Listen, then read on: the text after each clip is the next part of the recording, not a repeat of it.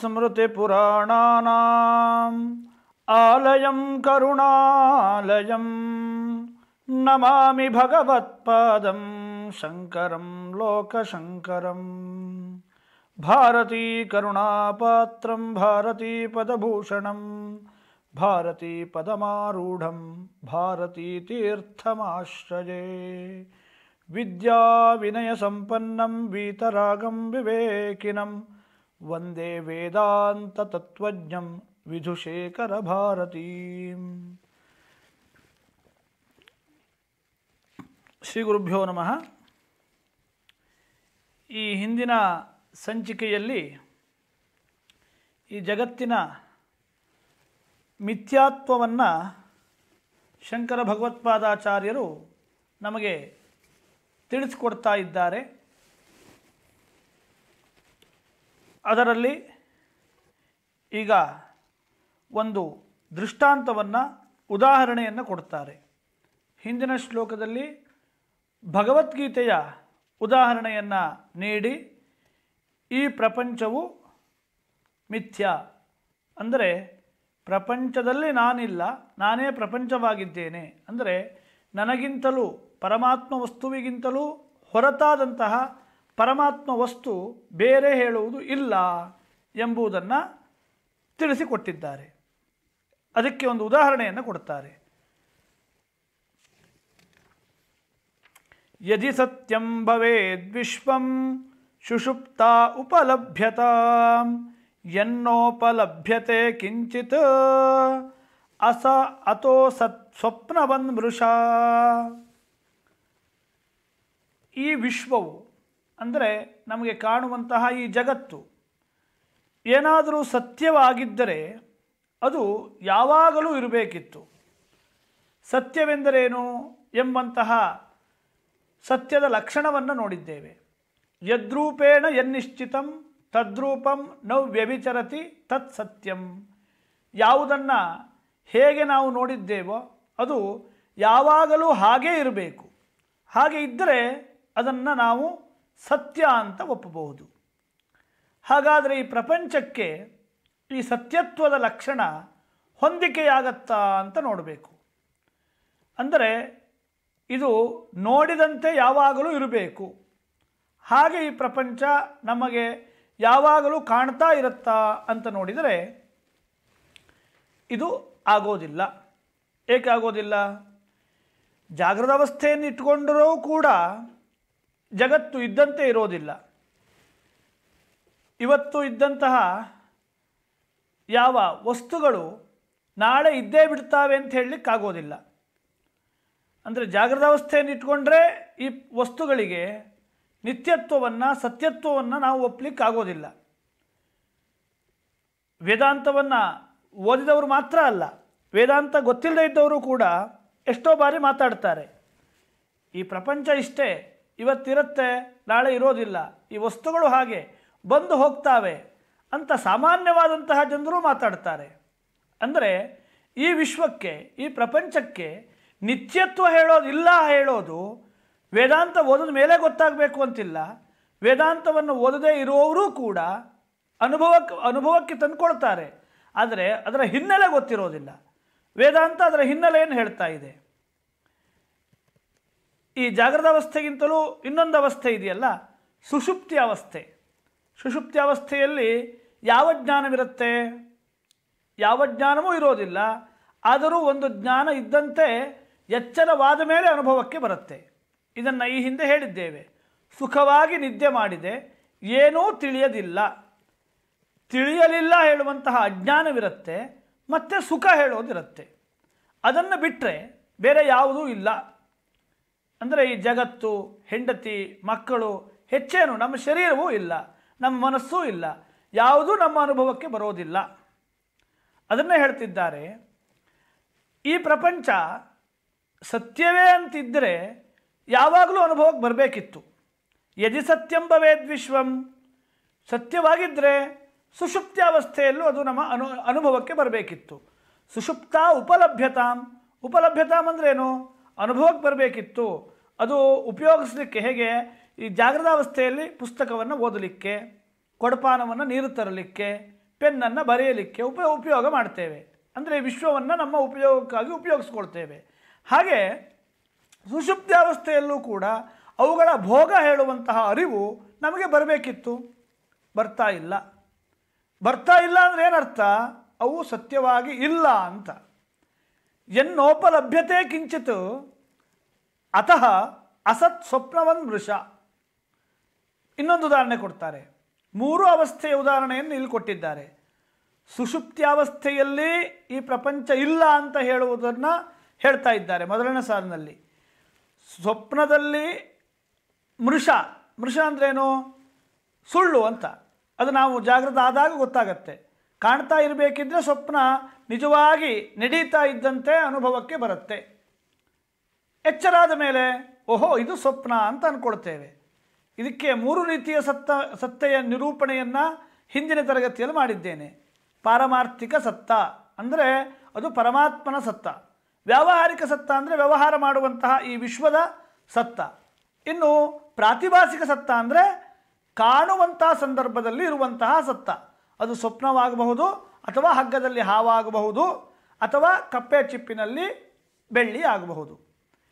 ಹೀಗೆ ಸ್ವಪ್ನವನ್ ವೃಷ ಅಂತ ಹೇಳಬೇಕಿದ್ರೆ ಪ್ರಾತಿಭಾಸಿಕವಾದಂತಹ ಸತ್ಯತ್ವವನ್ನು ಮನಸ್ಸಿನಲ್ಲಿಟ್ಟುಕೊಂಡು ಹೇಳ್ತಾ ಇದ್ದಾರೆ. ಸ್ವಪ್ನವನ್ ವೃಷ ಅಂದರೆ ಕಾಣ್ತಾ ಇರಬೇಕಿದ್ರೆ ಸತ್ಯ, ಬಾಧವಾದ ಮೇಲೆ, ಎಚ್ಚರವಾದ ಮೇಲೆ, ಹಗ್ಗ ಕಂಡ ಮೇಲೆ, ಕಪ್ಪೆ ಚಿಪ್ಪು ಕಂಡ ಮೇಲೆ ಅದು ಸುಳ್ಳು.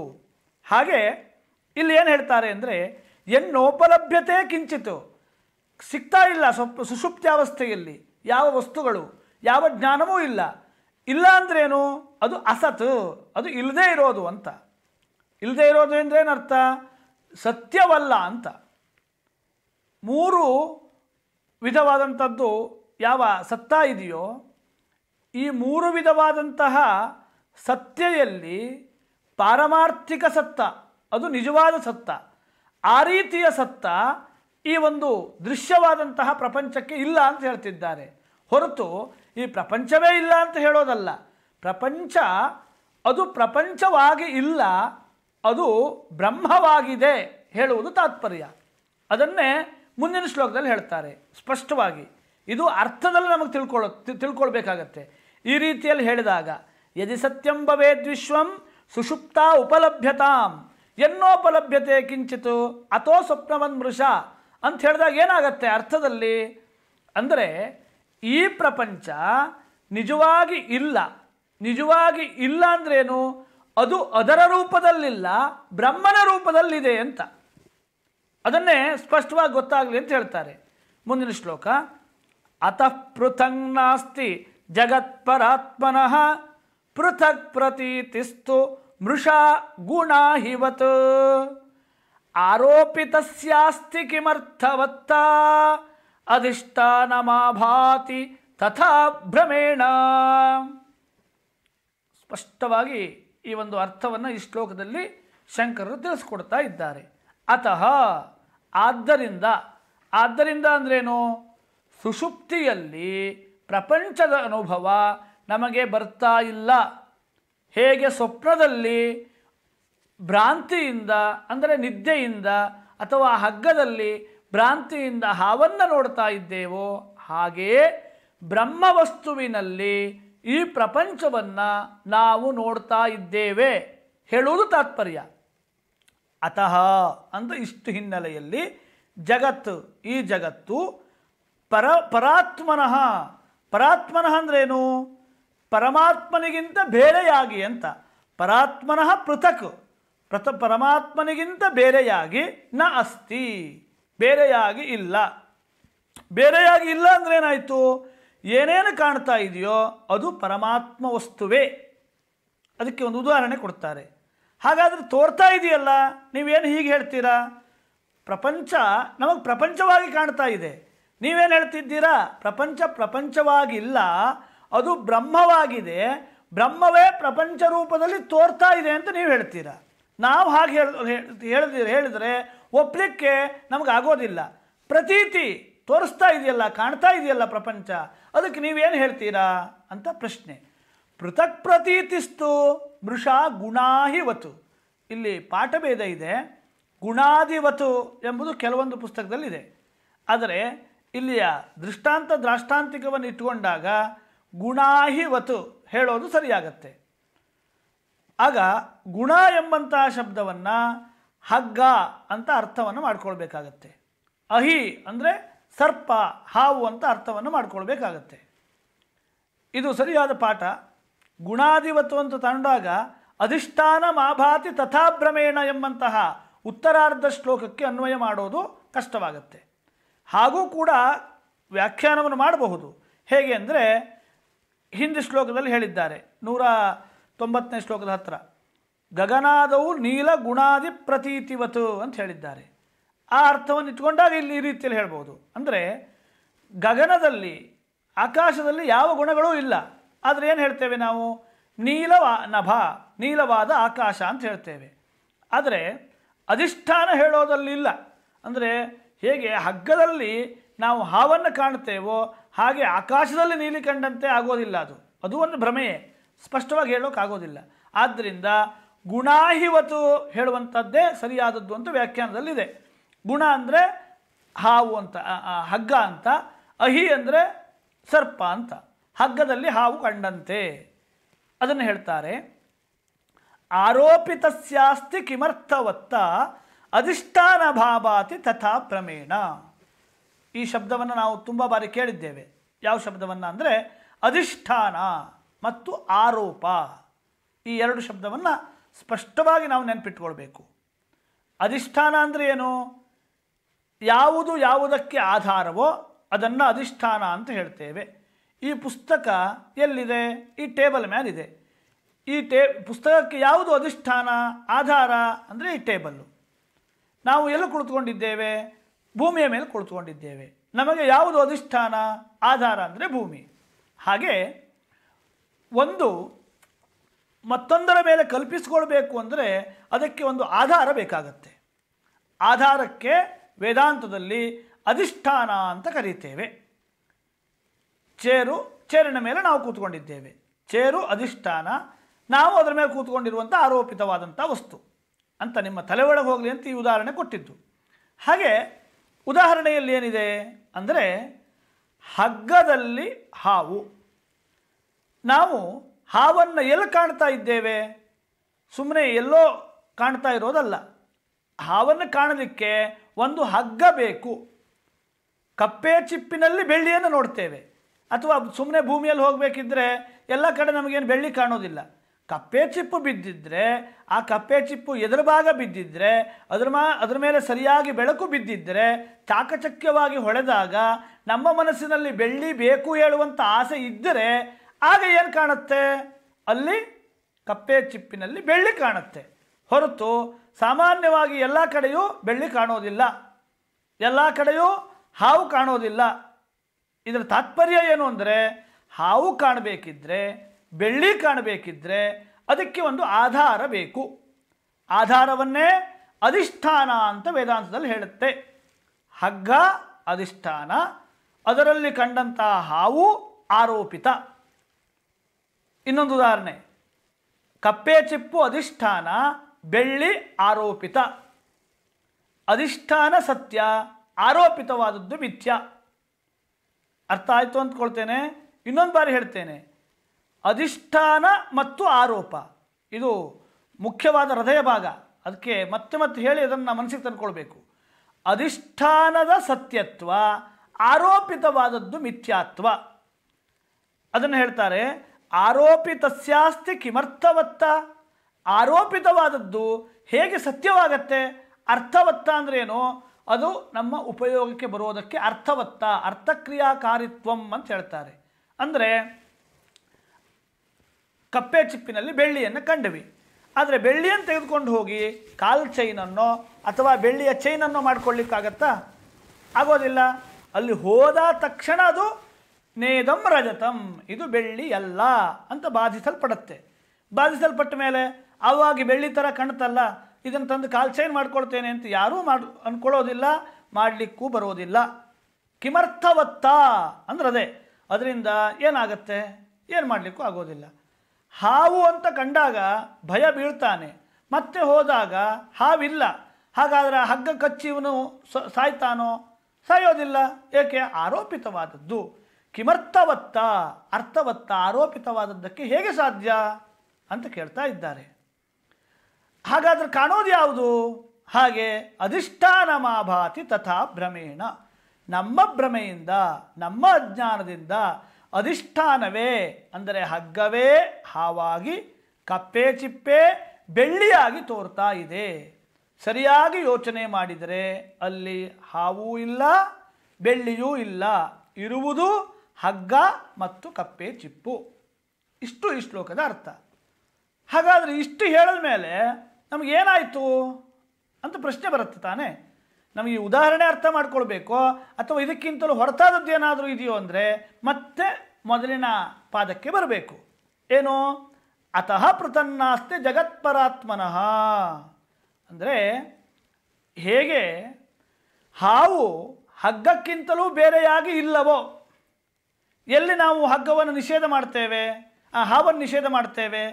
ನೇದಂ ಸರ್ಪ ಕಿಂತು ರಜ್ಜು. ಬೇರೆ ಕಡೆ ಹಾವನ್ನು ನಿಷೇಧ ಮಾಡ್ತಾ ಇಲ್ಲ. ಎಲ್ಲಿ ನಾವು ಹಾವನ್ನು ಕಂಡೆವೋ ಅಲ್ಲಿ ಅದು ಹಾವಲ್ಲ, ಇದು ಹಗ್ಗವೇ ಅಂತ ಅಲ್ಲೇ ನಿಷೇಧ ಮಾಡ್ತಾ ಇದ್ದೇವೆ. ಅಧಿಷ್ಠಾನದಲ್ಲಿ ಕಪ್ಪೆ ಚಿಪ್ಪಿನಲ್ಲೇ ನೇದಂ ರಜತಂ ಅಂತ ಬೆಳ್ಳಿಯ ನಿಷೇಧವನ್ನು ಮಾಡ್ತಾ ಇದ್ದೇವೆ, ಬೇರೆ ಕಡೆ ಅಲ್ಲ. ಹಾಗೆ ಈ ಜಗತ್ತಲ್ಲ, ಇದು ಪರಮಾತ್ಮನೇ. ಹೇಗೆ ಇದು ಹಾವಲ್ಲ, ಇದು ಹಗ್ಗವೇ. ಅಧಿಷ್ಠಾನದ ಸತ್ಯತ್ವ, ಆರೋಪಿತವಾದಂತಹ ಮಿಥ್ಯತ್ವ. ಆದ್ದರಿಂದ ಈ ಜಗತ್ತು ಅತಃ ಪೃಥಂಗ್ ನಾಸ್ತಿ, ಬೇರೆ ಇಲ್ಲ. ಆ ಹಾವು ಹಗ್ಗಕ್ಕಿಂತ ಬೇರೆಯಲ್ಲ, ಈ ಪ್ರಪಂಚ ಪರಮಾತ್ಮನಿಗಿಂತ ಬೇರೆಯಲ್ಲ. ಪರಮಾತ್ಮ ಈ ಪ್ರಪಂಚಕ್ಕೆ ಅಧಿಷ್ಠಾನ. ಅಧಿಷ್ಠಾನದಲ್ಲಿ ಆರೋಪಿತವಾದಂತಹ ಘಟ, ಕೊಡಪಾನ, ಬಟ್ಟೆ, ಪುಸ್ತಕ, ಮನೆ, ನಾವು ಎಲ್ಲವೂ ಆ ಬ್ರಹ್ಮನಲ್ಲಿ ಕಲ್ಪಿತವಾಗಿವೆ. ಹೇಗೆ ಒಂದು ಉದಾಹರಣೆ ಕೊಟ್ಟಿದ್ದೇನೆ. ಹಗ್ಗದಲ್ಲಿ ಹಾವು, ಭೂಮಿಯ ಬಿರುಕು, ನೀರು, ಮಾಲೆ, ಹೀಗೆ ಒಂದೇ ಹಗ್ಗದಲ್ಲಿ ಬೇರೆ ಬೇರೆ ಆರೋಪಗಳು ಕಾಣ್ತಾವೋ ಹಾಗೆಯೇ ಪರಮಾತ್ಮ ವಸ್ತುವಿನಲ್ಲಿ, ಅಧಿಷ್ಠಾನದಲ್ಲಿ ಬೇರೆ ಬೇರೆಯಾದಂತಹ ಈ ಒಂದು ಪ್ರಪಂಚ ನಮಗೆ ತೋರಿ ಬರ್ತಾ ಇದೆ ಹೊರತು ಅದು ಪರಮಾತ್ಮನಿಗಿಂತ ಬೇರೆಯಲ್ಲ. ಅಧಿಷ್ಠಾನವೇ ಆ ರೀತಿಯಲ್ಲಿ ಕಾಣ್ತಾ ಇದೆ. ಅಧಿಷ್ಠಾನ ಮಾಭಾತಿ ತಥಾ ಭ್ರಮೇಣ. ಅಧಿಷ್ಠಾನ ಅಂದರೆ ಪರಮಾತ್ಮ ವಸ್ತುವೇ ನಮ್ಮ ಅಜ್ಞಾನದಿಂದ ಈ ಜಗತ್ತಾಗಿ ಕಾಣ್ತಾ ಇದೆ. ಇದಕ್ಕೂ ಹೊರತಾಗಿ ಅಂದರೆ ಈ ಪರಮಾತ್ಮನಿಗಿಂತಲೂ ಅತಃ ಪೃಥನ್ನಾಸ್ತಿ ಪರಾತ್ಮನಃ, ಪರಮಾತ್ಮನಿಗಿಂತ ಹೊರತಾದಂತಹ ಪ್ರಪಂಚ ಇಲ್ಲ ಹೇಳುವುದು ಸ್ಪಷ್ಟವಾದ ಅರ್ಥ. ಈ ಅರ್ಥ ನಮ್ಮ ತಲೆಗೆ ಹೋಗೋದಿಲ್ಲ ಅಂತ ಮತ್ತೆ ವಿವರಣೆ ಮಾಡ್ತಾರೆ. ಭ್ರಾಂತಸ್ಯ ಯದ್ಯದ್ ಭ್ರಮತ ಪ್ರತೀತಂ ಬ್ರಹ್ಮೈವ ತತ್ತತ್ ರಜತಂ ಹಿ ಶುಕ್ತಿ ಇದಂತಯ ಬ್ರಹ್ಮ ಸದೈವ ರೂಪ್ಯತೆ ಆರೋಪಿತಂ ಬ್ರಹ್ಮಣಿ ನಾಮ ಮಾತ್ರಂ. ಭ್ರಾಂತಸ್ಯ ಯದ್ಯದ್ ಭ್ರಮತ ಪ್ರತೀತಂ.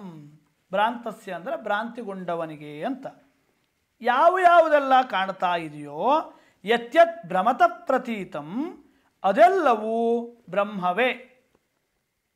ಇದೇ ಅರ್ಥವನ್ನು ಸ್ಪಷ್ಟವಾಗಿ ಹೇಳ್ತಾ ಇದ್ದಾರೆ. ನಾನು ಇದರ ಅರ್ಥವನ್ನು ವಿವರಣೆ ಮಾಡಿ ಆಗಿದೆ. ಹೇಗೆ? ಹಗ್ಗದಲ್ಲಿ ಬೇರೆ ಬೇರೆ ಆರೋಪವನ್ನು ನೋಡ್ತೇವೆ, ಆದರೆ ಆ ಹಗ್ಗಕ್ಕೇನಾದರೂ ಬೇರೆ ಆಗೋದು ಇದೆಯಾ? ಇಲ್ಲ.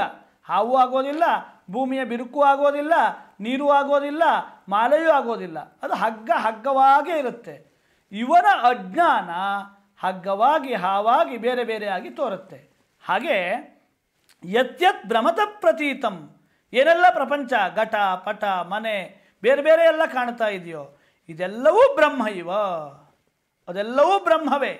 ಹೇಗೆ ತೋರಿದ್ದೆಲ್ಲ ಹಗ್ಗವೇ, ಹಾಗೆ ತೋರ್ತಾ ಇರುವ ಪ್ರಪಂಚ ಇದು ಬ್ರಹ್ಮವೇ. ದೃಷ್ಟಾಂತ ಅರ್ಥ ಆಯಿತು ಅಂದರೆ ದ್ರಾಷ್ಟಾಂತಿಕವನ್ನು ಈ ಬ್ರಹ್ಮನಲ್ಲಿ ಇದನ್ನು ನಾವು ತಿಳ್ಕೊಳ್ಬೇಕು. ಏಕೆ ಈ ಪ್ರಾತಿಭಾಸಿಕವಾದಂತಹ ಹಗ್ಗದ ಹಾವು, ಕಪ್ಪೆ ಚಿಪ್ಪಿನ ಬೆಳ್ಳಿ ಇದು ನಮಗೆ ಬಾಧೆಯನ್ನು ಹೊಂದೋದರಿಂದ ನಮಗೆ ಅರ್ಥ ಆಗುತ್ತೆ. ಆದರೆ ಈ ಯಾವ ಪ್ರಪಂಚದ ಮಿಥ್ಯಾತ್ವ ಸುಲಭವಾಗಿ ಅರ್ಥ ಆಗೋದಿಲ್ಲ. ಏಕೆ ವ್ಯಾವಹಾರಿಕ ಸತ್ಯತ್ವ ಇದೆ. ಬ್ರಹ್ಮಜ್ಞಾನವಾದಾಗ ಮಾತ್ರ ಸರಿಯಾಗಿ ನಮಗದು ಅರ್ಥ ಆಗುತ್ತೆ. ಸರಿಯಾಗಿ ಅರ್ಥ ಆಯಿತು ಅಂದರೆ ನಮಗೆ ಬ್ರಹ್ಮಜ್ಞಾನ ಆಯಿತು ಅಂತ. ಈಗ ನಾವು ಈ ಉಪನ್ಯಾಸ ಅಥವಾ ಈ ರೀತಿ ಪಾಠ ಮಾಡ್ತಿದ್ದಾಗ ಏನು ಈ ರೀತಿ ಹೇಳ್ತಿದ್ದಾರಲ್ಲ, ಅದು ಸರಿ ಅನಿಸೋದಿಲ್ಲ ನಮ್ಮ ಮನಸ್ಸಿಗೆ. ಏಕೆ ಸರಿ ಅನಿಸೋದಿಲ್ಲ? ನಮಗೆ ಅಜ್ಞಾನ ಇದೆ. ಅಜ್ಞಾನ ಕಳ್ಕೊಳ್ಬೇಕು ಅಂತ ಈ ಪ್ರಯತ್ನ ಮಾಡ್ತಾ ಇದ್ದೇವೆ. ಹೇಗೆ ಕನಸು ಕಾಣ್ತಾ ಇದ್ದಾಗ ಭ್ರಾಂತಿ ಸ್ಥಳದಲ್ಲಿ ಅದು ಹಾಗೇ ಅಂತ ಅನಿಸುತ್ತೆ. ಹಾಗೆ ಹಗ್ಗದಲ್ಲಿ ಹಾವು ಅಂತೆ ಅನಿಸುತ್ತೆ. ಅದಕ್ಕಾಗಿ ಓಡ್ತೇವೆ, ಬೆವರುತ್ತೇವೆ, ಇನ್ನೊಬ್ಬರನ್ನು ಕರೀತೇವೆ, ಕೂಗ್ತೇವೆ. ಹೀಗೆ ಯಾವಾಗ ಭಯ ಹೋಗುತ್ತೆ? ಅಧಿಷ್ಠಾನವು ಕಂಡಾಗ, ಹಗ್ಗ ಕಂಡಾಗ. ಹಾಗೆ ಈ ಪ್ರಪಂಚದಲ್ಲಿ ಸುಖ ದುಃಖ ಇನ್ನೇನೇನೋ ವ್ಯವಹಾರ ಮಾಡ್ತಾ ಇರ್ತೇವೆ. ಎಲ್ಲಿಯವರೆಗೆ ವ್ಯವಹಾರ ಆಗತ್ತೆ? ಎಲ್ಲಿಯವರೆಗೆ ಬ್ರಹ್ಮಜ್ಞಾನ ಆಗೋದಿಲ್ವೋ ಅಲ್ಲಿಯವರೆಗೆ ವ್ಯವಹಾರ ಇದ್ದೇ ಇರುತ್ತೆ. ಆದ್ದರಿಂದ ಬ್ರಹ್ಮೈವ ತತ್ತತ್ ರಜತಂ ಹಿ ಶುಕ್ತಿ. ಉದಾಹರಣೆಯನ್ನು ನಾನು ವಿವರಣೆ ಮಾಡಿದ್ದೇನೆ. ರಜತವೇ ಶುಕ್ತಿ ಅಂದರೆ ಶುಕ್ತಿ ರಜತವಾಗಿ ತೋರ್ತಾ ಇದೆ. ಆ ರಜತ ಶುಕ್ತಿಗಿಂತ ಬೇರೆಯಾಗಿ ಇಲ್ಲ. ಬೆಳ್ಳಿ ಕಪ್ಪೆ ಚಿಪ್ಪಿನಿಗಿಂತ ಬೇರೆ ಏನಾದರೂ ಇದೆಯಾ? ಇಲ್ಲ. ಕಪ್ಪೆ ಚಿಪ್ಪೇ ಬೆಳ್ಳಿಯಾಗಿ ತೋರುವುದು. ಇದಕ್ಕೆ ವಿವರ್ತ ಅಂತ ಹೇಳ್ತಾರೆ. ಆ ವಿವರ್ತ ಅಂದರೆ ಮುಂದೆ ಯಾವಾಗ ವಿವರಣೆ ನೋಡೋಣ. ವಿವರ್ತ ಅಂದರೆ ಏನು ಅಂದರೆ ಯಾವುದೇ ಪರಿಣಾಮವನ್ನು ಹೊಂದದೆ, ಅದಕ್ಕೆ ಯಾವುದೂ ಉಪಕರಣಗಳು ಬೇಡ. ಹಗ್ಗ ಹಾವಾಗಲಿಕ್ಕೆ ಏನು ಬೇಕು? ಏನೂ ಬೇಡ, ನಮ್ಮ ಅಜ್ಞಾನ ಒಂದು ಸಾಕು. ಹಾಗೆ ಕಪ್ಪೆ ಚಿಪ್ಪು ಬೆಳ್ಳಿ ಆಗಲಿಕ್ಕೆ ಏನಾದರೂ ಉಪಕರಣ ಬೇಕಾ? ಏನೂ ಬೇಡ, ಹಾಗೆ ಆಗತ್ತೆ. ಯಾವುದು ಹಾಗೆ ಆಗತ್ತೋ ಅದಕ್ಕೆ ವಿವರ್ತ ಅಂತ ಹೇಳ್ತಾರೆ. ನಮ್ಮ ಅಜ್ಞಾನದಿಂದ ಈ ಬ್ರಹ್ಮನಲ್ಲಿ ವಿವರ್ತವಾದಂತಹ ಪ್ರಪಂಚವನ್ನು ನಾವು ನೋಡ್ತೇವೆ. ನಾವು ನೋಡ್ತೇವೆ ಅಂತ ಮಾತ್ರಕ್ಕೆ ಇದು ಸತ್ಯ ಅಂತ ಅಲ್ಲ. ಇದು ಮನಸ್ಸಿಗೆ ಹೋಗಬೇಕು. ಇದನ್ನು ಹೇಳೋ ತಾತ್ಪರ್ಯ ಹೊರತು ಶುಕ್ತಿ ಕಪ್ಪೆ ಚಿಪ್ಪು ಬೆಳ್ಳಿ ಅಲ್ಲ ಅಂತ ಹೇಳೋ ತಾತ್ಪರ್ಯ ಅಲ್ಲ.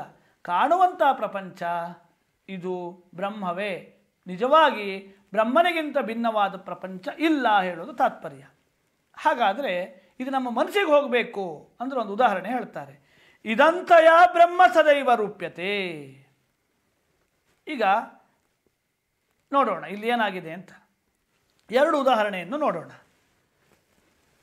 ಇದು ಸರ್ಪ, ಇದು ಬೆಳ್ಳಿ ಅಂತ ಮೊದಲು ಅಂದ್ಕೊಳ್ತಾನೆ. ನಂತರ ಏನು ಮಾಡ್ಕೊಳ್ಳೋಣ? ಇದು ಹಗ್ಗ, ಇದು ಕಪ್ಪೆ ಚಿಪ್ಪು ಅಂದ್ಕೊಳ್ತಾನೆ.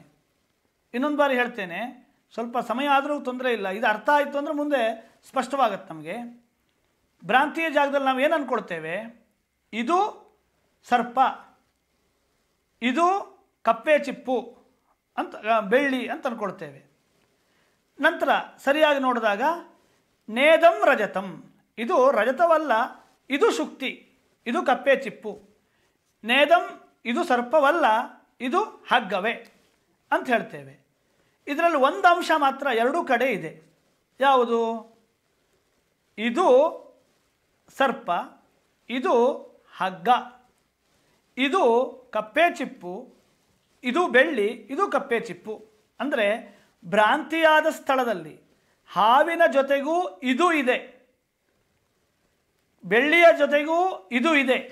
ನಂತರ ಶುಕ್ತಿಯ ಜೊತೆಗೂ ಇದು ಶುಕ್ತಿ, ಇದು ಕಪ್ಪೆ ಚಿಪ್ಪು, ಇದು ಹಗ್ಗ ಅಂತ ಹೇಳಬೇಕಿದ್ರೆ ಇದು ಹೇಳೋದಿದೆಯಲ್ಲ, ಇದಂ ಅಂತ ಸಂಸ್ಕೃತದಲ್ಲಿ ನಾವು ಹೇಳ್ತೇವೆ. ಇದಂ ಹೇಳುವಂಥದ್ದು ಎರಡೂ ಕಡೆ ಇದೆ. ಹಾಗಾದರೆ ಇದಂ ಯಾವುದು ಅಂದರೆ ಇದಂ ಹೇಳೋದು ಅಧಿಷ್ಠಾನ. ಇದಂತಯ ಬ್ರಹ್ಮ ಸದೈವ ರೂಪ್ಯತೆ. ಇದಂತಯ ಅಂದರೆ ಅಸ್ತಿ, ಇದಂ ಇದಂ ಇದಂ. ಹೇಗೆ ಹೇಳ್ತೇವೆ? ಇದು ಇದೆ, ಇದು ಇದೆ, ಪುಸ್ತಕ ಇದೆ, ಕೊಡಪಾನ ಇದೆ, ಬಟ್ಟೆ ಇದೆ, ಮನೆ ಇದೆ, ನಾನು ಇದ್ದೇನೆ, ಇವರು ಇದ್ದಾರೆ.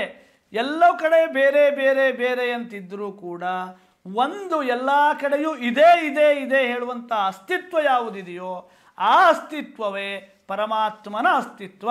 ಆ ಅಸ್ತಿತ್ವಕ್ಕೆ ಅಧಿಷ್ಠಾನ ಅಂತ ಹೇಳ್ತೇವೆ. ಇದಂತಯ ಬ್ರಹ್ಮ ಸದೈವ ರೂಪ್ಯತೆ. ಈ ಬ್ರಹ್ಮವಸ್ತು ಸತ್ ಸತ್ ಸತ್ ಅಂತೆಲ್ಲ ಕಡೆಯೂ ಅನುವರ್ತನೆ ಆಗ್ತಾ ಇದ್ದಾನೆ. ಅವನನ್ನು ಬಿಟ್ಟು ಬೇರೆ ಯಾವುದೂ ಇಲ್ಲ.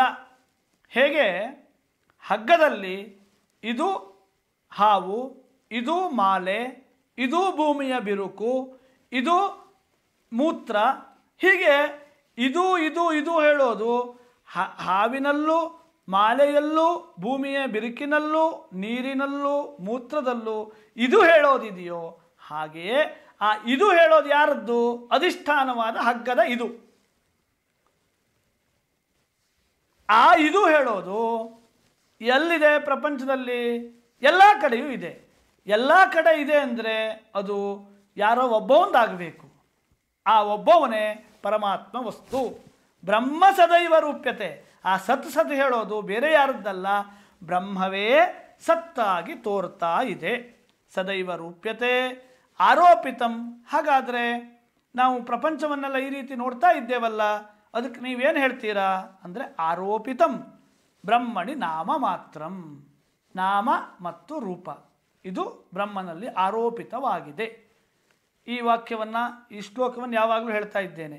ಅಸ್ತಿ ಭಾತಿ ಪ್ರಿಯಂ ರೂಪಂ ನಾಮ ಇತ್ಯಂಶ ಪಂಚಕಂ ಆದ್ಯಂತ್ರಯಂ ಬ್ರಹ್ಮರೂಪಂ ಜಗದ್ವಂಶ ರೂಪಂ ತಥೋದ್ವಯಂ. ಅಸ್ತಿ ಇದೆ, ಭಾತಿ ತೋರತ್ತೆ, ಬೇಕು, ಪ್ರಿಯ ಇದು ಪರಮಾತ್ಮನ ರೂಪ. ಹಾಗಾದರೆ ಜಗತ್ತು ಅಂದರೆ ಏನು? ಒಂದು ನಾಮ ಮತ್ತೊಂದು ರೂಪ ಇದೇ ಇರೋದು. ಆದ್ದರಿಂದ ಈ ನಾಮ ಮತ್ತು ರೂಪವನ್ನು ನಾವು ಸತ್ಯ ಅಲ್ಲ ಅಂತ ಹೇಳ್ತಾ ಇದ್ದೇವೆ ಹೊರತು ಪ್ರಪಂಚ ಮಿಥ್ಯ ಅಂದರೆ ಏನರ್ಥ? ಪ್ರಪಂಚ ಪ್ರಪಂಚವಾಗಿಲ್ಲ, ಪ್ರಪಂಚ ಬ್ರಹ್ಮವಾಗಿದೆ. ಅಂದರೆ ಆರೋಪಿತವಾದದ್ದು ಸತ್ಯವಲ್ಲ, ಅಧಿಷ್ಠಾನವಾದಂತಹ ಬ್ರಹ್ಮ ಸತ್ಯ ಹೇಳೋದು ತಾತ್ಪರ್ಯ. ಇಷ್ಟು ಈ ಜಗತ್ತಿನ ಮಿಥ್ಯಾತ್ವವನ್ನು ಸಂಕ್ಷಿಪ್ತವಾಗಿ ಶಂಕರರು ಇಲ್ಲಿ ನಿರೂಪಣೆ ಮಾಡಿದ್ದಾರೆ. ಈಗ ಜೀವನ ನಿರೂಪಣೆ ಆಯಿತು. ಪ್ರಪಂಚದ ನಿರೂಪಣೆಯಾಗಿ ಪ್ರಪಂಚ ಸತ್ಯವಲ್ಲ, ಪ್ರಪಂಚ ಮಿಥ್ಯಾ ಅಂತ ಹೇಳಾಯಿತು. ಆಯಿತು, ಜೀವ ಮುಗೀತು, ಜಗತ್ತು ಆಯಿತು. ಮೂರು ವೇದಾಂತದಲ್ಲಿ ಮುಖ್ಯವಾಗಿ ಪ್ರತಿಪಾದನೆ ಮಾಡುವಂಥದ್ದು ಯಾವುದು? ಬ್ರಹ್ಮವಸ್ತು ಅಥವಾ ಆತ್ಮವಸ್ತು. ಏಕೆಂದರೆ ಮೂರು ವೇದಾಂತದ ಡಿಂಡಿಮ ಯಾವುದು? ಬ್ರಹ್ಮ ಸತ್ಯಂ, ಜಗನ್ಮಿಥ್ಯಾ, ಜೀವೋ ಬ್ರಹ್ಮ ಇವ ನಾಪರಃ. ಮೂರನ್ನು ತಿಳಿಸೋದೇ ವೇದಾಂತ. ಜಗತ್ತನ್ನು, ಜೀವವನ್ನು ಮತ್ತು ಬ್ರಹ್ಮವಸ್ತುವ ನಿರೂಪಣೆಯನ್ನು ಮಾಡ್ತಾರೆ. ಈಗ ಮುಂದೆ ಅತಃ ಪರಂ ಬ್ರಹ್ಮ ಸದದ್ವಿತೀಯಂ ವಿಶುದ್ಧ ವಿಜ್ಞಾನ ಘನಂ ನಿರಂಜನಂ ಪ್ರಶಾಂತಮಾದ್ಯಂತ ವಿಹೀನಮಕ್ರಿಯಂ ನಿರಂತರಾನಂದ ರಸಸ್ವರೂಪಂ ನಿರಸ್ತಮಾಯಾಕೃತ ಸರ್ವಭೇದಂ ನಿತ್ಯಂ ಸುಖಂ ನಿಷ್ಕಲಮಪ್ರಮೇಯಂ ಅರೂಪಮವ್ಯಕ್ತಮನಾಖ್ಯಮವ್ಯಯಂ ಜ್ಯೋತಿಸ್ವಯಂ ಕಿಂಚಿದಿದಂ ಚಕಾಸ್ತಿ. ಅತ್ಯಂತ ಸುಂದರವಾಗಿ ಪರಮಾತ್ಮನ ಗುಣಗಳನ್ನು ಈ ಎರಡು ಶ್ಲೋಕದಲ್ಲಿ ಎಲ್ಲ ಉಪನಿಷತ್ತುಗಳ ಸಾರರೂಪವಾಗಿ ಏನು ಬ್ರಹ್ಮನ ಸ್ವರೂಪ ಎಂಬ ಪ್ರಶ್ನೆಗೆ ಉತ್ತರವನ್ನು ಶಂಕರರು ನೀಡುತ್ತಾ ಇದ್ದಾರೆ. ಅತಃ ಆದ್ದರಿಂದ, ಆದ್ದರಿಂದ ಅಂದರೆ ಹಿಂದೆ ಹೇಳಿದಂತಹ ಎಲ್ಲ ವಿಚಾರವನ್ನು ಮನಸ್ಸಿನಲ್ಲಿಟ್ಟುಕೊಂಡು, ಅಂದರೆ ಈ ಜೀವ ಪರಮಾತ್ಮನಿಗಿಂತ ಭಿನ್ನವಲ್ಲ, ಜಗತ್ತು ಪರಮಾತ್ಮನಿಗಿಂತ ಭಿನ್ನವಲ್ಲ, ಜಗತ್ತು ಮಿಥ್ಯ, ಪರಮಾತ್ಮ ಮಾತ್ರ ಸತ್ಯ. ಆದ್ದರಿಂದ ಈ ಬ್ರಹ್ಮವಸ್ತು ಸದದ್ವಿತೀಯಂ, ಅದ್ವಿತೀಯವಾದದ್ದು. ದ್ವಿತೀಯವಾದದ್ದು ಅಂದರೆ ಬೇರೆಯಂಥದ್ದು ಅಂತ. ಬೇರೆಯಾದಂಥದ್ದು ಇಲ್ಲ. ಏಕೆ? ಬೇರೆಯಾದಂತಹ ಜಗತ್ತು ಕಾಣ್ತಾ ಇದ್ದರೆ ಅದು ಬೇರೆಯಾಗಿಲ್ಲ, ಅದು ಮಿಥ್ಯ, ಅದು ಬ್ರಹ್ಮವೇ. ಹಿಂದೆ ಹೇಳಿ ಆಯಿತು. ಇನ್ನು ಜೀವ ಇದ್ದಾನಲ್ಲ ಅಂದರೆ ಆ ಜೀವನು ಪರಮಾತ್ಮನಿಗಿಂತ ಬೇರೆಯಲ್ಲ, ಜೀವನೂ ಪರಮಾತ್ಮನೇ. ಇಷ್ಟು ಹೇಳಿದ್ದರಿಂದ ಏನು ಹೇಳಿದಾಗಾಯಿತು? ಸದದ್ವಿತೀಯಂ. ಬ್ರಹ್ಮ ಅಂದರೆ ಅದ್ವಿತೀಯವಾದಂತಹ ಒಂದು ವಸ್ತು.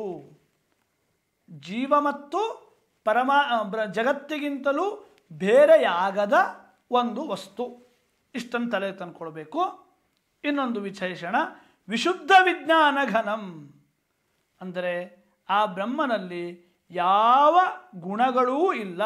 ಅತ್ಯಂತ ಸತ್ವರಜಸ್ತಮೋ ಗುಣಗಳಿಂದ ಮುಕ್ತವಾದಂತಹ ಅತ್ಯಂತ ಶುದ್ಧವಾದಂತಹ ಪರಮಾತ್ಮ ವಸ್ತು ಅಂದ್ರೇನು? ಜ್ಞಾನಸ್ವರೂಪವಾದಂಥದ್ದು. ಇನ್ನೊಂದು ವಿಶೇಷಣ ನಿರಂಜನಂ. ನಿರಂಜನ ಅಂದ್ರೇನು? ಯಾವಾಗಲೂ ನಿರಂತರವಾಗಿ ಇರುವಂಥದ್ದು, ನಿರಂತರವಾದಂತಹ ಅನುಭವಕ್ಕೆ, ಆನಂದ ವಸ್ತುವಿಗೆ ನಿರಂಜನವಾದದ್ದು, ಅದ್ವಯವಾದಂತಹ ಆನಂದ, ಅದು ವಿಶುದ್ಧವಾಗಿದೆ, ನಿರಂಜನವಾಗಿದೆ. ಮತ್ತು ವಿಶೇಷಣ ಪ್ರಶಾಂತಂ. ಪ್ರಶಾಂತ ಅಂದ್ರೇನು? ಎಲ್ಲ ಕಡೆಯೂ ಒಂದಾದದ್ದಕ್ಕೆ ಪ್ರಶಾಂತ ಅಂತ ಹೇಳ್ತೇವೆ. ಅಲೆಗಳು ಇಲ್ಲದೇ ಇದ್ದಾಗ ನದಿಯನ್ನು ಅಥವಾ ಸಮುದ್ರವನ್ನೇ ಏನು ಹೇಳ್ತೇವೆ? ಪ್ರಶಾಂತವಾಗಿದೆ ಅಂತ ಹೇಳ್ತೇವೆ. ಅಂದರೆ ಅಲ್ಲಿ ಯಾವುದೇ ಭೇದಗಳಿಲ್ಲ. ಅಲೆಗಳು ಅಂದರೆ ಬೇರೆ, ಒಂದು ದೊಡ್ಡ ಅಲೆ, ಸಣ್ಣ ಅಲೆ, ಮತ್ತು ಚಿಕ್ಕ ಅಲೆ, ಏರು ಇಳಿತ. ಏರು ಇಳಿತ ಇದ್ದಾಗ ಅದು ಪ್ರಶಾಂತವಾಗೋದಿಲ್ಲ. ಯಾವಾಗ ಏರು ಇಳಿತಗಳು ಯಾವ ಭೇದವೂ ಇಲ್ಲವೋ ಅವು ಪ್ರಶಾಂತವಾಗುತ್ತೆ. ಉದಾಹರಣೆ ಕೊಟ್ಟಿದ್ದು. ಪ್ರಶಾಂತತ್ವ ಅಂದರೆ ಏನು ಅಂದರೆ, ಎಲ್ಲಿ ನಮಗೆ ಪ್ರಶಾಂತತ್ವ ಇರುತ್ತೆ, ಎಲ್ಲ ಕಡೆಯೂ ಒಂದಾದಾಗ ಪ್ರಶಾಂತತ್ವ ಹೇಳೋದಿರುತ್ತೆ. ಎಲ್ಲಿ ಭೇದ ಹೇಳೋದಿರುತ್ತೋ ಅಲ್ಲಿ ಶಾಂತಿ ಇರೋದಿಲ್ಲ. ಇವನು ಬೇರೆ ಇದು ಬೇರೆ ಹೇಳುವಂತಹ ದ್ವೈತ ಇದ್ದಾಗ ಶಾಂತಿ ಹೇಳೋದಿಲ್ಲ. ಯಾವಾಗ ದ್ವೈತ ಇಲ್ಲವೋ ಆಗ ಶಾಂತಿ ಇರುತ್ತೆ.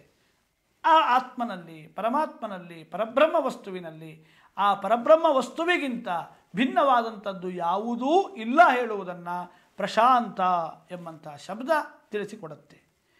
ಆದಿ ಅಂತ್ಯವಿಹೀನಂ.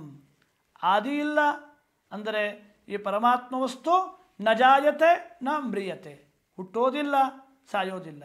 ಏಕೆ ಹುಟ್ಟೋದಿಲ್ಲ? ಸ್ವತ್ತಿಲ್ಲ, ಆದ್ದರಿಂದ ಹುಟ್ಟಿಲ್ಲ. ಏಕೆ ಹುಟ್ಟಿಲ್ಲ? ಹಾಗೆ ಏಕೆ ಸ್ವತ್ತಿಲ್ಲ ಅಂದರೆ ಹುಟ್ಟಿಲ್ಲ. ಆದ್ಯಂತ ಅಂದರೆ ಹಾಗೆ, ಆದಿ ಇದ್ದರೆ ಅದು ಅಂತ್ಯವಾಗತ್ತೆ. ಅಂತ್ಯವೇ ಇಲ್ಲ ಅಂದರೆ ಮತ್ತೆ ಆದಿಯಲ್ಲಿ? ಆದಿಯೂ ಇಲ್ಲ, ಅಂತ್ಯವೂ ಇಲ್ಲ. ಅಕ್ರಿಯಂ. ಕ್ರಿಯೆ ಅಂದರೆ ಏನು? ಒಂದು ಕಡೆ ಒಂದು ವಸ್ತು ಇಲ್ಲ, ಈ ವಸ್ತುವನ್ನು ಅಲ್ಲಿ ನಾವು ತೆಗೆದುಕೊಂಡು ಹೋಗ್ತೇವೆ. ಒಂದು ನಮ್ಮಲ್ಲಿ ಇಲ್ಲ, ಇದನ್ನು ತೆಗೆದುಕೊಳ್ತೇವೆ. ಇದನ್ನು ಕ್ರಿಯೆ ಅಂತ ಹೇಳ್ತೇವೆ. ಇಲ್ಲಿ ಪರಮಾತ್ಮ ವಸ್ತು ಒಂದೇ ಆದ್ದರಿಂದ, ಅಖಂಡವಾದ್ದರಿಂದ, ಎಲ್ಲ ಕಡೆಯೂ ಅದೇ ಇರೋದರಿಂದ ಇದನ್ನೆಲ್ಲ ತೆಗೆದುಕೊಳ್ಳೋದು ಅಥವಾ ಅದು ಇಲ್ಲಿ ಇಲ್ಲ ಅದನ್ನು ಇಲ್ಲಿ ತರಬೇಕು ಹೇಳುವಂಥ ಕ್ರಿಯೆ ಹೇಳೋದು ಮಾಡಲಿಕ್ಕೆ ಹೇಗೆ? ಆಕಾಶದಲ್ಲಿ ಯಾವ ಕ್ರಿಯೆ ಮಾಡಲಿಕ್ಕಾಗತ್ತೆ? ಇಲ್ಲಿ ಆಕಾಶ ಇಲ್ಲ, ಈ ಆಕಾಶವನ್ನು ಇಲ್ಲಿ ತಂದಿಡ್ತೇನೆ, ಈ ಆಕಾಶ ಮತ್ತೊಂದು ಕಡೆ ತಗೊಂಡೋಗ್ತೇನೆ ಅಂತ ಹೇಳಲಿಕ್ಕಾಗೋದಿಲ್ಲ. ಏಕೆ? ಅವಯವವಿಲ್ಲ. ಎಲ್ಲಿ ಅವಯವ ಇರುತ್ತೋ ಅಲ್ಲಿ ಕ್ರಿಯೆ ಇರುತ್ತೆ, ಎಲ್ಲಿ ಅವಯವ ಇಲ್ಲವೋ ಅಲ್ಲಿ ಕ್ರಿಯೆ ಇಲ್ಲ. ನಿರಂತರ ಆನಂದ ರಸಸ್ವರೂಪಂ. ಹಾಗಾದರೆ ಪರಮಾತ್ಮ ಒಂದು ಬಾರಿ ಸುಖವಾಗಿರ್ತಾನೆ, ಒಂದು ಬಾರಿ ದುಃಖದಲ್ಲಿರ್ತಾನೆ ಹೇಳುವಂಥದ್ದು ಇದೆಯೋ ಅಂದರೆ ಅದು ಇಲ್ಲ. ಯಾವಾಗಲೂ ಆನಂದ ಸ್ವರೂಪನಾದಂಥವನು ಪರಮಾತ್ಮ. ಇನ್ನು ನಿರಸ್ತಮಾಯಾಕೃತ ಸರ್ವಭೇದಂ. ಆ ಪರಮಾತ್ಮ ವಸ್ತುವಿನಲ್ಲಿ ಮಾಯೆ ಕೆಲಸ ಮಾಡೋದಿಲ್ಲ. ಏಕೆ? ಸತ್ವರಜಸ್ತಮೋ ಗುಣಗಳು ಎಲ್ಲಿರ್ತಾವೋ ಅಲ್ಲಿ ಮಾತ್ರ ಮಾಯೆ ಕೆಲಸ ಮಾಡುತ್ತೆ. ಯಾವ ಗುಣಗಳ ಸಂಬಂಧವೂ ಪರಮಾತ್ಮನಲ್ಲಿ ಇಲ್ಲದೇ ಇರುವುದರಿಂದ ಆ ಮಾಯೆಯಿಂದ ಉಂಟಾದಂತಹ ಭೇದ ಪರಮಾತ್ಮನಲ್ಲಿ ಇಲ್ಲ. ನಿತ್ಯಂ. ನಿತ್ಯಂ ಅಂದ್ರೇನು? ಸತ್ಯಂ ಅಂತ ಹೇಳೋದೇ ನಿತ್ಯ. ಯಾವುದು ಸತ್ಯವೋ ಅದು ನಿತ್ಯ. ನಿತ್ಯ ಸುಖಂ ನಿಷ್ಕಲಂ ಅಂದರೆ ಕಲಂಕಿತವಾದದ್ದು ಅಲ್ಲ ಪರಮಾತ್ಮ ವಸ್ತು. ಯಾವುದೇ ಕಲುಷಿತವಾದಂಥದ್ದು ಅಂದರೆ ಕಾಮಕ್ರೋಧಾದಿಗಳು ನಮಗಿದ್ದಂತೆ ಪರಮಾತ್ಮನಲ್ಲಿ ಇಲ್ಲ. ಇನ್ನು ಹಾಗಾದರೆ ಯಾವುದಾದ್ರೂ ಪ್ರಮಾಣದಿಂದ ಪರಮಾತ್ಮನನ್ನು ತಿಳ್ಕೊಳ್ಬಹುದು ಅಂದರೆ ಅಪ್ರಮೇಯಂ. ಪ್ರಮಾಣದಿಂದಲೂ ಪರಮಾತ್ಮನನ್ನು ತಿಳ್ಕೊಳ್ಳಿಕ್ಕೆ ಆಗೋದಿಲ್ಲ. ಹಾಗಾದರೆ ಶ್ರುತಿಗಳೆಲ್ಲ ಏಕೆ? ವೇದಾಂತ ಕ್ಲಾಸ್ ಏಕೆ? ಇವು ಉಪನ್ಯಾಸಗಳು ಏಕೆ ಅಂತ ಪ್ರಶ್ನೆ ಬರಬಹುದು. ನಮಗೆ ಯಾವುದು ತಿಳಿಯೋದಿಲ್ವೋ ಅದನ್ನು ತಿಳಿಬೇಕು ಅಂತಿದ್ದರೆ ನಾವೇನೋ ಒಂದು ಓದೋದೋ ಕೇಳೋದೋ ಇನ್ನೇನೋ ಮಾಡ್ತೇವೆ. ಇದನ್ನು ತಿಳಿಲಿಕ್ಕೆ ಆಗೋದಿಲ್ಲ ಅಂತ ಹೇಳ್ತಾ ಇದ್ದಾರೆ. ಅಪ್ರಮೇಯಂ, ಪ್ರಮಾಣದಿಂದ ತಿಳಿಲಿಕ್ಕೆ ಆಗೋದಿಲ್ಲ ಅಂತ ಹೇಳ್ತಿದ್ದಾರೆ. ಹಾಗಾದರೆ ನಾವು ಏಕೆ ಓದಬೇಕು? ಶ್ರುತಿಗಳು, ಉಪನಿಷತ್ತುಗಳು ಅಥವಾ ಶಂಕರ ಭಗವತ್ಪಾದಾಚಾರ್ಯರ ಗ್ರಂಥಗಳು ಏಕೆ ಅಂತ ಪ್ರಶ್ನೆ ಬರುತ್ತೆ. ಪ್ರಮೇಯವಾದರೆ ತಿಳ್ಕೊಳ್ಬಹುದು ಅಂದರೆ ಓದಬೇಕು, ಅಧ್ಯಯನ ಮಾಡಬೇಕು.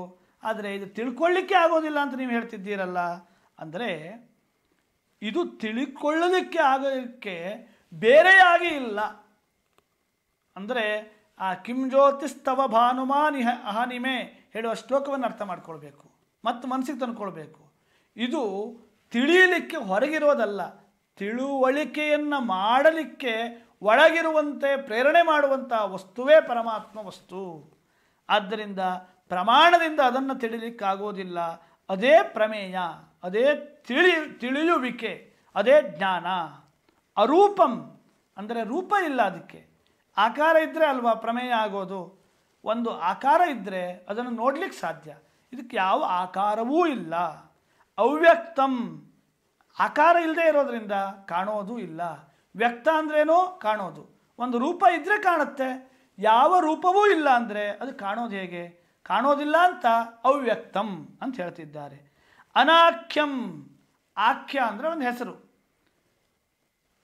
ಒಂದು ಜಗತ್ತು ಅಂತ ಹೆಸರು, ಜೀವ ಅಂತ ಹೆಸರು, ರಾಮ ಅಂತ ಹೆಸರು, ಕೃಷ್ಣ ಅಂತ ಹೆಸರು, ಹೀಗೆ ಯಾವುದಾದ್ರೂ ಒಂದು ಹೆಸರು ಇರುತ್ತೆ.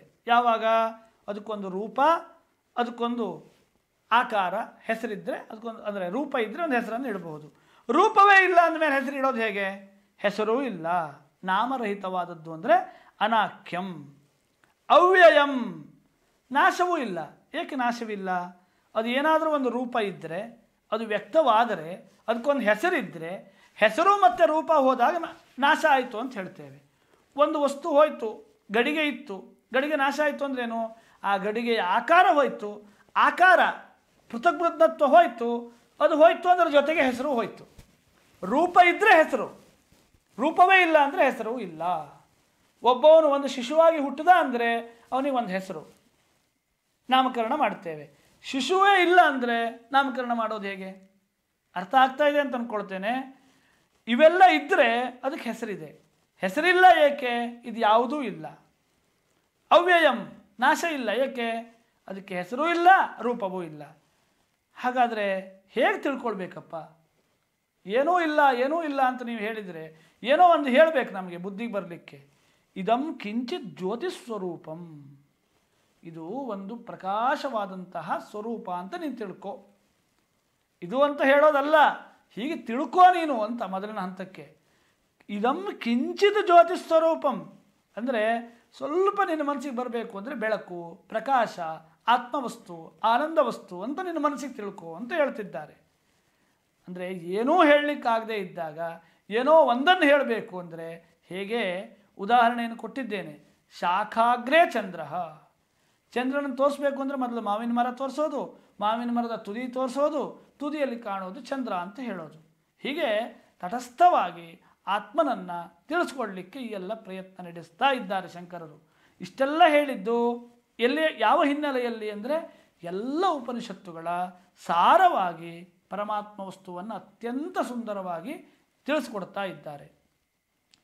ಇದನ್ನೇ ಮುಂದುವರಿಸ್ತಾರೆ.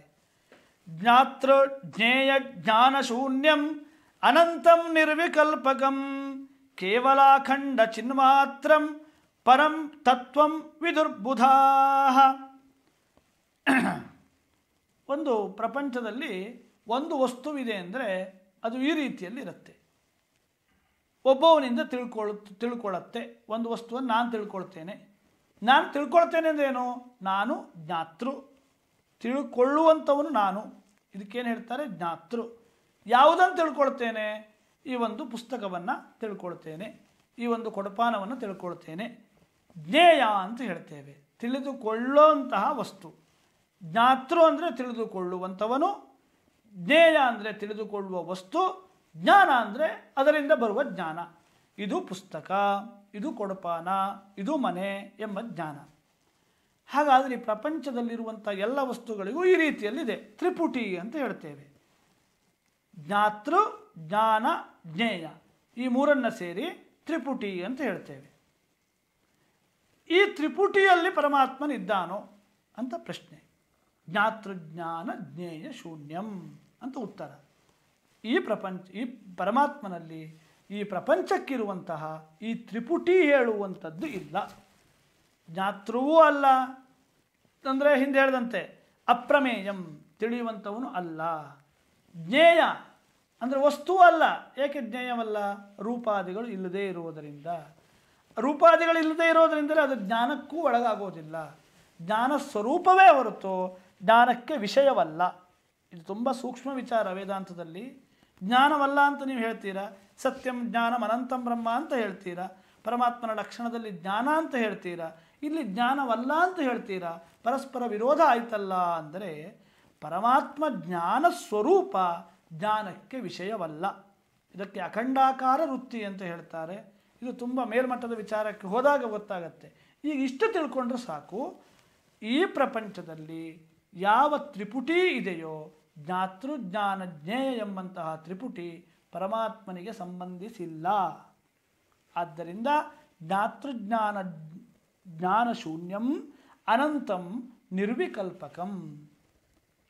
ಅನಂತ ಅಂದರೆ ಯಾವ ಸ್ವಗತ ದ್ವಿಗತ ಎಂಬಂತಹ ಮೂರು ಭೇದವನ್ನು ನಾನೇನು ಹೇಳಿದ್ದೇನೋ, ಮಾವಿನ ಮರದ ದೃಷ್ಟಾಂತವನ್ನು ತೆಗೆದುಕೊಳ್ಬೇಕು. ಸ್ವಗತ ಭೇದ, ಸ್ವಜಾತೀಯ ಭೇದ, ವಿಜಾತೀಯ ಭೇದ ಮತ್ತು ಮೂರು ರೀತಿಯ ಆ ಭೇದವು ಹೇಳೋದು ಪರಮಾತ್ಮ ವಸ್ತುವಿನಲ್ಲಿ ಇಲ್ಲ. ಇದರ ವಿವರಣೆ ಹಿಂದೆ ಮಾಡಿದ್ದೇನೆ, ಮತ್ತೆ ಮಾಡೋದಿಲ್ಲ. ಅನಂತ ಅಂತ ಹೇಳಿದರೆ ಆ ರೀತಿಯ. ನಿರ್ವಿಕಲ್ಪಕಂ ಅಂದರೆ ನಿರ್ವಿಶೇಷವಾದಂತಹ, ವಿಶೇಷಣ ಇಲ್ಲ. ಹೇಗೆ ನೀಲಿಯ ಕೊಡಪಾನ, ಬಿಳಿಯ ಬಟ್ಟೆ, ಹೀಗೆ ಯಾವ ಒಂದು ವಿಶೇಷಣವಿದೆಯೋ ಆ ವಿಶೇಷಣವೂ ಇಲ್ಲ. ಹಾಗಾದರೆ ಹೇಗಿದೆ? ಅಖಂಡಂ, ಕೇವಲ ಅಖಂಡ, ಚಿನ್ಮಾತ್ರಂ ಪರಂ ತತ್ವಂ ವಿದುರ್ಬುಧಾಃ. ಜ್ಞಾನಿಗಳಾದವರು ಹೇಗೆ ತಿಳ್ಕೊಂಡಿದ್ದಾರೆ ಆತ್ಮನನ್ನು ಅಂದರೆ ಕೇವಲ ಅಖಂಡಾಕಾರವಾದಂತಹ ಚೈತನ್ಯ ಮಾತ್ರ ಸ್ವರೂಪವಾದ ಜ್ಯೋತಿಸ್ವರೂಪವಾದಂತಹ ಆ ಪರಮಾತ್ಮ ತತ್ವವನ್ನು ಈ ಬ್ರಹ್ಮತತ್ವ ಅಂತ ಜ್ಞಾನಿಗಳು ಹೇಳಿದ್ದಾರೆ. ಬ್ರಹ್ಮ ಅಂದರೆ ಏನು? ಅಖಂಡ ಚಿನ್ಮಾತ್ರ ಪರಂ. ಪರಂ ಅಂದರೆ ಅದಕ್ಕಿಂತಲೂ ದೊಡ್ಡದು ಮತ್ತೊಂದಿಲ್ಲ ಅಂತ. ದೊಡ್ಡದಿಲ್ಲ ಅಂದ್ರೇನು? ಇರೋದು ಒಂದೇ ಅಂತ. ಹೀಗೆ ಇಷ್ಟು ಈ ಶ್ಲೋಕದಲ್ಲಿ ವಿವರಣೆ ಮಾಡ್ತಾ ಮತ್ತೆ ಪರಮಾತ್ಮನ ವಸ್ತುವನ್ನೇ ಬೇರೆ ಉಪನಿಷತ್ತಿನ ಹಿನ್ನೆಲೆಯಲ್ಲಿ ಹೇಳ್ತಾರೆ. ಅಹೇಯಮನುಪಾದೇಯಂ ಮನೋವಾಚಾಮಗೋಚರಂ ಅಪ್ರಮೇಯ ಮನಾದ್ಯಂತಂ ಬ್ರಹ್ಮ ಪೂರ್ಣಮಹಂ ಮಹಃ. ಈ ಬ್ರಹ್ಮ ಹೇಗಿದ್ದಾನೆ? ಹೇಯಂ ಅಂದರೆ ಬಿಡೋದು ಅಂತ. ಹೇಯಂ ಅಂದ್ರೇನು? ನಮಗೇನೋ ಒಂದಿಷ್ಟು ನಾವು ಬಿಡ್ತೇವೆ. ಯಾವಾಗ? ದುಃಖವನ್ನು ಯಾವುದು ನಮಗೆ ದುಃಖವನ್ನು ಕೊಡುತ್ತೋ ಅದನ್ನು ನಾವು ಬಿಡುತ್ತೇವೆ.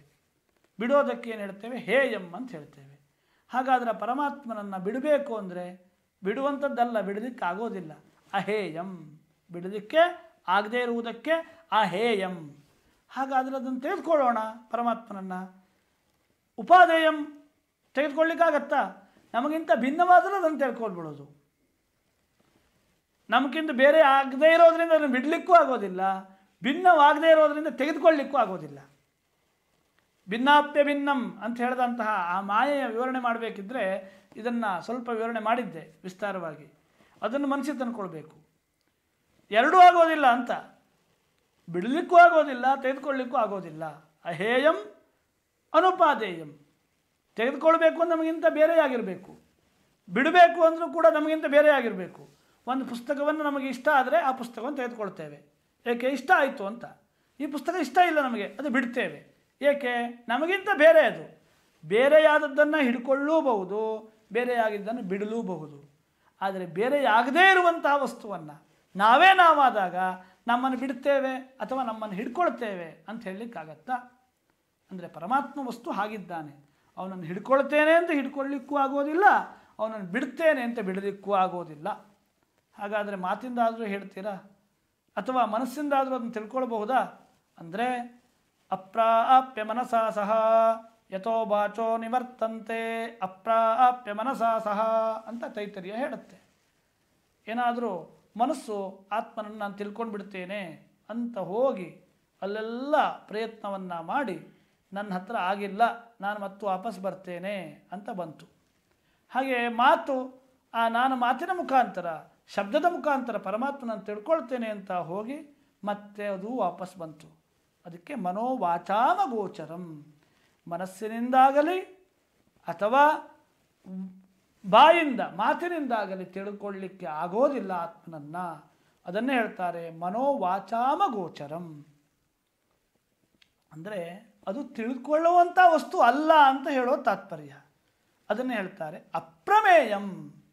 ಪ್ರಮೇಯವಾದರೆ, ತಿಳ್ಕೊಳ್ಳುವಂಥದ್ದಾದರೆ ಮನಸ್ಸಿಂದಲೋ ಬಾಯಿಂದಲೋ ಕೈಯಿಂದಲೋ ಇಂದ್ರಿಯ, ಯಾವ ಇಂದ್ರಿಯಗಳಿಂದ ಯಾವ ವಸ್ತು ಉಪಲಬ್ಧಿಯಾಗತ್ತೋ, ಅಂದರೆ ರೂಪವಾದರೆ ಕಣ್ಣಿಂದ, ಶಬ್ದವಾದರೆ ಕಿವಿಯಿಂದ, ಸ್ಪರ್ಶವಾದರೆ ಚರ್ಮದಿಂದ. ಹೀಗೆ ಆ ಇಂದ್ರಿಯಗಳಿಗೆ ಅದು ವಿಷಯವಾದರೆ ಇಂದ್ರಿಯದಿಂದ ತಿಳ್ಕೊಳ್ಬಹುದಿತ್ತು. ಇಂದ್ರಿಯಗಳಿಗೇ ವಿಷಯವಿಲ್ಲ, ರೂಪಾದಿಗಳು, ರೂಪ, ರಸ, ಗಂಧ, ಸ್ಪರ್ಶ ಇವೆಲ್ಲ ಇದ್ದರೆ ಒಂದೊಂದು ಇಂದ್ರಿಯಗಳು ಆ ಬ್ರಹ್ಮನನ್ನು ತಿಳ್ಕೊಳ್ಬಹುದಿತ್ತು. ಆದರೆ ಬ್ರಹ್ಮನಲ್ಲಿ ಯಾವ ಗುಣಗಳೂ ಇಲ್ಲ. ಯಾವ ಗುಣಗಳೂ ಇಲ್ಲ ಅಂದರೆ ಏನರ್ಥ? ಅದನ್ನು ತಿಳಿಲಿಕ್ಕಾಗೋದಿಲ್ಲ. ಅಪ್ರಮೇಯಂ, ಪ್ರಮೇಯವಲ್ಲ. ಪ್ರಮೇಯವಾಗಬೇಕು ಅಂದರೆ ಇವೆಲ್ಲ ಅಥವಾ ಯಾವುದಾದ್ರೂ ಒಂದಾದರೂ ಇರಬೇಕು. ಯಾವ ಒಂದೂ ಇಲ್ಲ. ಏಕೆ? ಅದೇ ಪರಮಾತ್ಮ. ಇನ್ನು ಮುಂದೆ ಹೇಳ್ತಾರೆ, ಅನಾದಿ ಅಂತಂ. ಇದನ್ನು ಹಿಂದೆ ಹೇಳಾಗಿದೆ. ಅದಕ್ಕೆ ಆದಿಯೂ ಇಲ್ಲ, ಅಂತ್ಯವೂ ಇಲ್ಲ. ಅನಾದ್ಯಂತಂ. ಹಾಗಾದರೆ ಬ್ರಹ್ಮ ಏನಾಗಿದ್ದಾನೆ? ಎಲ್ಲ ಕಡೆಯೂ ಇದ್ದಾನೆ. ಅಂದರೆ ಮೊದಲಿನ 3 ಪಾದಗಳಲ್ಲಿ, ಅದು 3 ಇದರಲ್ಲಿ ಅದನ್ನು ನಿಷೇಧಾತ್ಮಕವಾಗಿ ಹೇಳಿ, ಮುಂದೆ ಕೊನೆಯ ಪಾದದಲ್ಲಿ ಅದರ ನಿಜವಾದ ಸ್ವರೂಪವನ್ನು ಹೇಳ್ತಾ ಇದ್ದಾರೆ. ಹಿಂದೂ ಕೂಡ ಏನು ಹೇಳಿದ್ದಾರೆ? ಜ್ಯೋತಿಸ್ವಯಂ ಕಿಂಚಿದಿದಂ ಚಕಾಸ್ತಿ. ಜ್ಯೋತಿಸ್ವರೂಪನಾಗಿದ್ದಾನೆ, ಉಳಿದಿದ್ದೆಲ್ಲ ಅಲ್ಲ. ಹಿಂದೂ ಕೂಡ ಜ್ಞಾತೃಜ್ಞೇಯಾದಿಗಳ ತ್ರಿಪುಟಿ ಇಲ್ಲ ಪರಮಾತ್ಮನಲ್ಲಿ. ಅವನು ಕೇವಲ ಚಿನ್ಮಾತ್ರ ಅಖಂಡ ಸ್ವರೂಪನಾಗಿದ್ದಾನೆ. ಹಾಗೆ ಇವನು ಹಿಡ್ಕೊಳ್ಳಿಕ್ಕೋ ಬಿಡಲಿಕ್ಕೋ ಅಥವಾ ತಿಳ್ಕೊಳ್ಳಿಕ್ಕೋ ಮಾತಿನಿಂದಲೋ ಮನಸ್ಸಿನಿಂದಲೋ ಅರಿಯಲಿಕ್ಕೋ ಆಗುವಂಥ ವಸ್ತು ಅಲ್ಲ. ಎಲ್ಲ ಕಡೆ ಇರುವಂಥವನು. ಇಷ್ಟು ಹೇಳ್ತಾರೆ. ಪೂರ್ಣಂ, ಎಲ್ಲ ಕಡೆ ಇರುವಂಥವನು. ಹೇಗಿದ್ದಾನೆ ಅವನು? ಅಹಂ ಅಹಃ, ದೊಡ್ಡವನಾಗಿದ್ದಾನೆ, ನಾನೇ ಆಗಿದ್ದಾನೆ, ಪ್ರತ್ಯೇಕ ಭಿನ್ನ ಜೀವನೇ ಆಗಿದ್ದಾನೆ ಅಂತ. ಅಹಂ ಅಂದರೆ ಅಹಂ ಬ್ರಹ್ಮಾಸ್ಮಿ ಎಂಬಂತಹ ಯಾವ ಈ ಜೀವ ಮತ್ತು ಪರಮಾತ್ಮರ ಐಕ್ಯವನ್ನು ಬೋಧಿಸುವಂತಹ ಮಹಾವಾಕ್ಯದ ಪರಮ ತಾತ್ಪರ್ಯ ಇದೆಯೋ ಅದು. ಹೀಗೆ ಪರಮ ತಾತ್ಪರ್ಯವನ್ನು ಬೋಧಿಸಿ ಪರಮಾತ್ಮನ ಸ್ವರೂಪವನ್ನು ನಿರೂಪಿಸಿ ಈಗ ಸಾಕ್ಷಾತ್ತಾಗಿ ಮಹಾವಾಕ್ಯದ ಪ್ರವೇಶವನ್ನು ಶಂಕರರು ವಿವೇಕ ಚೂಡಾಮಣಿಯ ಮೂಲಕ ಮಾಡುತ್ತಾ ಇದ್ದಾರೆ. 243ನೆಯ ಶ್ಲೋಕ ಮಹಾವಾಕ್ಯದ ವಿವರಣೆ. ಆ ಮಹಾವಾಕ್ಯಗಳಲ್ಲಿ ಉಪದೇಶಾತ್ಮಕವಾದಂತಹ ಮಹಾವಾಕ್ಯ ತತ್ವಮಸಿ ಎಂಬಂತಹ ಮಹಾವಾಕ್ಯ, ಅದರ ವಿವರಣೆಯನ್ನು ಇಲ್ಲಿ ಮಾಡುತ್ತಾರೆ. ತತ್ವಂ ಪದಾಭ್ಯಾಂ ಅಭಿಧೀಯಮಾನಯೋಃ ಬ್ರಹ್ಮಾತ್ಮನೋ ಶೋಧಿತಯೋರ್ಯದಿತ್ತಂ ಶ್ರುತ್ಯಾತಯೋಸ್ತತ್ವಮಸೀತಿ ಸಮ್ಯಕ್ ಏಕತ್ವಮೇವ ಪ್ರತಿಪಾದ್ಯತೆ ಮುಹುಃ ಐಕ್ಯಂ ತಯೋರ್ಲಕ್ಷಿತಯೋರ್ನ ವಾಚ್ಯಯೋಃ ನಿಗದ್ಯತೆ ಅನ್ಯೋನ್ಯ ವಿರುದ್ಧ ಧರ್ಮಿಣೋಃ ಖದ್ಯೋತ ಭಾನ್ವೋರಿವ ಭಾರಾಜಭೃತ್ಯಯೋಃ ಕೂಪಾಂಬುರಾಶ್ಯೋಃ ಪರಮಾಣುಮೇರ್ವೋಃ. ಮಹಾವಾಕ್ಯದ ವಿವರಣೆ ಹಲವಾರು ರೀತಿಯಲ್ಲಿ ಹಲವಾರು ಕಡೆ ನಮಗೆ ಉಪಲಬ್ಧಿ ಇದೆ. ಪಂಚದಶಿಯಲ್ಲೂ ಕೂಡ ಮಹಾವಾಕ್ಯಾರ್ಥಕ್ಕಾಗಿ ಒಂದು ಪ್ರಕರಣ ಇದೆ. ಇಲ್ಲಿ ಅತ್ಯಂತ ಸರಳವಾಗಿ ತುಂಬ ವಿಸ್ತಾರವಾಗಿ ಈ ಒಂದು ತತ್ವಮಸಿ ಮಹಾವಾಕ್ಯದ ವಿವರಣೆಯನ್ನು ಮಾಡುತ್ತಾರೆ.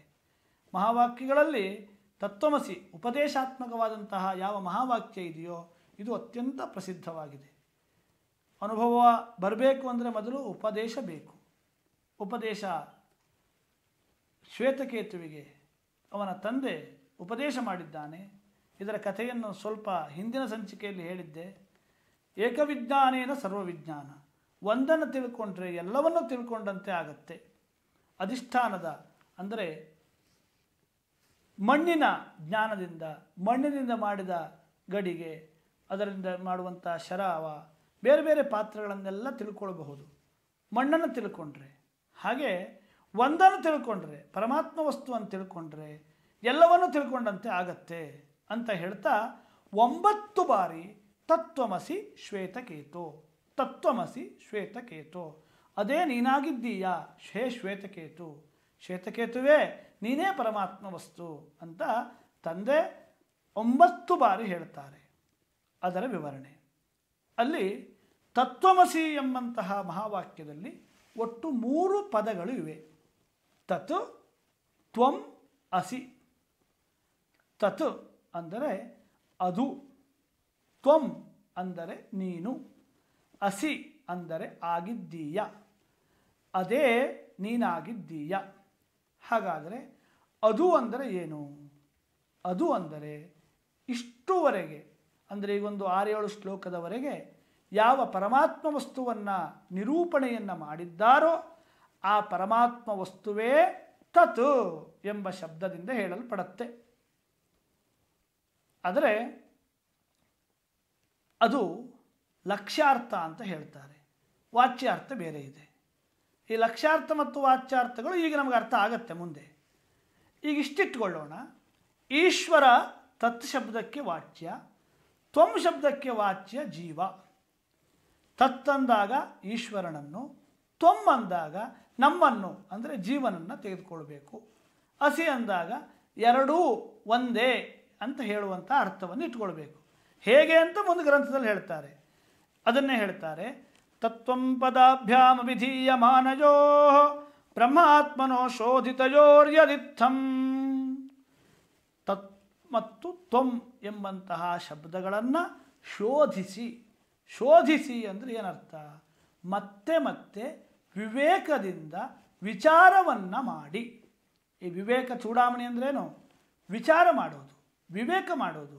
ಹೇಗೆ ತತ್ವಮಸಿ ಅಂತ ಕರೆದಾಗ ಆ ತತ್ ಪರಮಾತ್ಮ ವಸ್ತು, ತ್ವಂ ಅಂದರೆ ಜೀವ ಆಗಲಿಕ್ಕೆ ಹೇಗೆ ಸಾಧ್ಯ ಅಂತ ಸಂಶಯ. ಆ ಸಂಶಯವನ್ನು ಪರಿಹಾರ ಮಾಡಿಕೊಳ್ಬೇಕಿದ್ರೆ ಈ ಗ್ರಂಥದ ಅಧ್ಯಯನ.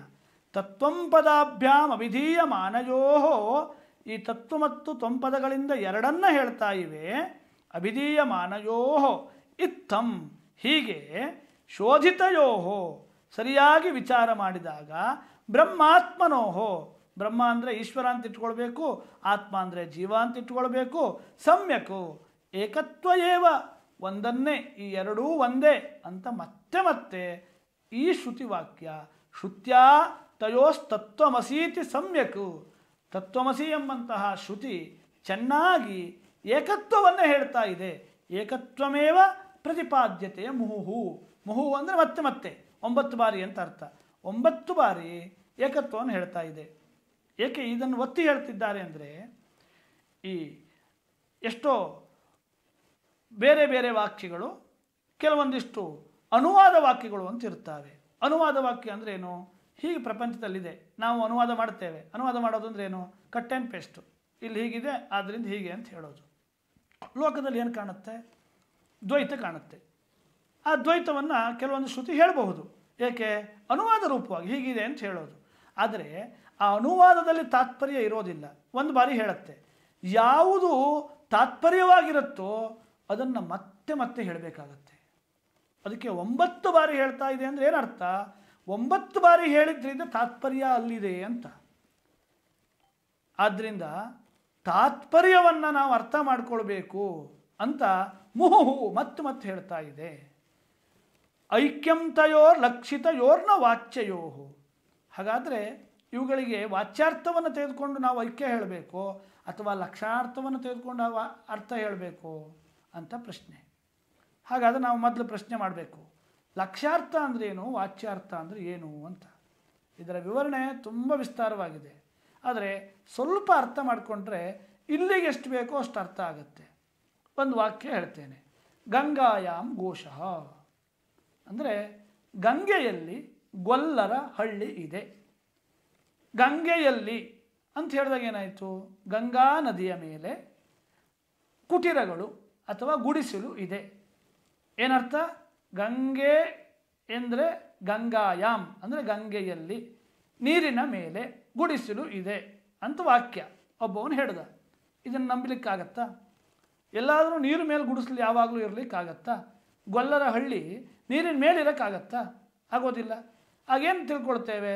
ಗಂಗಾಯಾಮ್ ಘೋಷ ಅಂತ ಹೇಳಿದಾಗ ಓಹೋ, ಗಂಗೆ ಎಂಬಂತಹ ನದಿಯ ತೀರದಲ್ಲಿ ಗೊಲ್ಲರ ಹಳ್ಳಿ ಇದೆ ಅಂದರೆ ಆ ಗಂಗಾಯಾಮ್ ಎಂಬಂತಹ ಮುಖ್ಯಾರ್ಥವನ್ನು ಬಿಟ್ಟು ಗಂಗೆಯ ತೀರದಲ್ಲಿ ಅಂತ ಅರ್ಥವನ್ನು ತೆಗೆದುಕೊಳ್ತೇವೆ. ಇದಕ್ಕೆ ಲಕ್ಷ್ಯಾರ್ಥ ಅಂತ ಹೇಳ್ತೇವೆ. ವಾಚ್ಯಾರ್ಥ ಏನು? ನೀರಿನ ಮೇಲೆ ಜಲೇನ ಸಿಂಚತಿ ಅಂತ ಇನ್ನೊಂದು ವಾಕ್ಯ. ನೀರಿನಿಂದ ಜಲೇನ ಸಿಂಚತಿ, ನೀರಿನಿಂದ ಪ್ರೋಕ್ಷಣೆ ಮಾಡ್ತೇವೆ, ಯೋಗ್ಯತೆ ಇದೆ, ನೀರಿನಿಂದ ಪ್ರೋಕ್ಷಣೆ ಮಾಡ್ಬೋದು. ಅಗ್ನಿನಾ ಸಿಂಚತಿ ಅಂದರೆ ಬೆಂಕಿಯಿಂದ ಪ್ರೋಕ್ಷಣೆ ಮಾಡ್ತೇನೆ ಅಂದರೆ ಯೋಗ್ಯತೆ ಇರೋದಿಲ್ಲ. ಹಾಗೆ ಬೆಂಕಿಯಿಂದ ಪ್ರೋಕ್ಷಣೆ ಮಾಡಲಿಕ್ಕೆ ಆಗೋದಿಲ್ಲ. ಹಾಗೆ ನೀರಿನ ಮೇಲೆ ಹಳ್ಳಿ ಇರಲಿಕ್ಕೆ ಸಾಧ್ಯವಿಲ್ಲ. ಅದರಿಂದ ಏನು ಮಾಡ್ತೇವೆ? ಅರ್ಥ ಹಾಗಲ್ಲ, ನೀರಿನಲ್ಲಿ ಅಂತ ಹೇಳಿದಾಗ ಇವನು ಒಳ್ಳೆ ಮನುಷ್ಯ, ಇವನ ಮೇಲೆ ನಮಗೆ ನಂಬಿಕೆ ಇದೆ ಅಂದರೆ ಅರ್ಥ ಮಾಡ್ಕೊಳ್ಬೇಕಿದ್ರೆ ನಾವು ಹೀಗೆ ಮಾಡ್ಕೊಳ್ಬೇಕು, ಲಕ್ಷ್ಯಾರ್ಥವನ್ನು ತೆಗೆದುಕೊಳ್ಬೇಕು ಅಂತ. ವಾಚ್ಯಾರ್ಥ ಅಂದರೆ ಹೇಳಿದ್ದನ್ನು ಹೇಳಿದಂತೆ ತಿಳ್ಕೊಳ್ಳೋದು. ಲಕ್ಷ್ಯಾರ್ಥ ಅಂದರೆ ವಾಚ್ಯಾರ್ಥ ಬಾಧೆ ಲಕ್ಷ್ಯಾರ್ಥ. ಲಕ್ಷ್ಯಾರ್ಥ ಇದೆ ಅಂತ ಮುಖ್ಯವಾಗಿ ಅರ್ಥ ಇದ್ದರೂ ಲಕ್ಷ್ಯಾರ್ಥವನ್ನು ತೆಗೆದುಕೊಳ್ಬೇಕು ಅಂತಲ್ಲ, ಮುಖ್ಯಾರ್ಥ ಹೊಂದಿಕೆಯಾಗದೇ ಇದ್ದಾಗ ಲಕ್ಷ್ಯಾರ್ಥವನ್ನು ತೆಗೆದುಕೊಳ್ಬೇಕು. ಪ್ರಸ್ತುತದಲ್ಲಿ ಐಕ್ಯಂತಯೋ ಲಕ್ಷಿತಯೋ ನ ವಾಚ್ಯಯೋ ತತ್ವಮಸಿ ಎಂಬಂಥ ವಾಕ್ಯದಲ್ಲಿ ಮುಖ್ಯಾರ್ಥವಾದಂತಹ ಈಶ್ವರನಿಗೂ ಜೀವನಿಗೂ ಐಕ್ಯವನ್ನು ಹೇಳಲಿಕ್ಕಾಗೋದಿಲ್ಲ. ಆದ್ದರಿಂದ ಏನು ಮಾಡಬೇಕು? ಲಕ್ಷ್ಯಾರ್ಥವನ್ನು ತೆಗೆದುಕೊಳ್ಬೇಕು. ನಿಗದ್ಯತೆ ಅನ್ಯೋನ್ಯ ವಿರುದ್ಧ ಧರ್ಮಿನೋ. ವಿರುದ್ಧ ಧರ್ಮ ಹೇಗೆ? ಕಿಂಚಿಜ್ಞತ್ವನಾದವನು, ಅಲ್ಪಜ್ಞನಾದವನು, ಪಂಚಕೋಶದಿಂದ ಆವೃತನಾದವನು ಜೀವ, ಸರ್ವಜ್ಞನಾದಂಥವನು, ಮಾಯೆಯನ್ನು ತನ್ನ ಅಧೀನದಲ್ಲಿ ಇಟ್ಟುಕೊಂಡಂಥವನು ಈಶ್ವರ. ಇವರಿಬ್ಬರಿಗೂ ಐಕ್ಯವನ್ನು ಹೇಳ್ತೀರಾ ಅಂದರೆ ಹೇಗೆ ಸಾಧ್ಯ? ಅದನ್ನೇ ಹೇಳ್ತಾರೆ. ಖದ್ಯೋತ ಭಾನುವೋಹೋ. ಒಂದು ಖದ್ಯೋತ ಅಂದರೆ ಮಿಂಚುಹುಳು. ಮಿಂಚುಹುಳು ಬೆಳಕಿದೆ, ಭಾನುವಿಗೂ ಬೆಳಕಿದೆ, ಸೂರ್ಯನಿಗೂ ಬೆಳಕಿದೆ. ಇಬ್ಬರು ಒಂದೇ ಅಂತ ಹೇಳಿದ್ರೆ ಆಗತ್ತಾ? ಸರಿ ಹೊಂದತ್ತಾ? ಅವನು ದೊಡ್ಡ ಬೆಳಕು, ಇವನು ಸಣ್ಣ ಬೆಳಕು. ಏನು ಇದನ್ನು ಹೇಳಲಿಕ್ಕೆ ನೀವು ಹೇಳಬೇಕಾ ಎರಡು ಒಂದೇ ಅಂತ? ಹೇಳಿದರೆ ನಾವು ತಿಳ್ಕೊಳ್ಳೋದಿಲ್ಲ, ವಿರುದ್ಧವಾಗಿ ತಿಳ್ಕೊಳ್ತೇವೆ. ಇನ್ನು ಖದ್ಯೋತ ಭಾನುವೋಹ ರಾಜಭೃತ್ಯಯೋಹೋ. ರಾಜ ಮತ್ತು ಭೃತ್ಯ ಸೇವಕ ಇದ್ದಾನೆ, ಇಬ್ಬರು ಒಂದೇ ಅಂತ ಹೇಳೋದು ಆಗತ್ತಾ? ಅವನ ಹತ್ರ ರಾಜ್ಯ ಇದೆ, ಇವನಲ್ಲಿ ಏನೂ ಇಲ್ಲ, ಇಬ್ಬರನ್ನು ಒಂದು ಅಂತ ಹೇಳಲಿಕ್ಕಾಗತ್ತಾ? ಕೂಪಾಂಬು ರಾಶ್ಯೋಹೋ.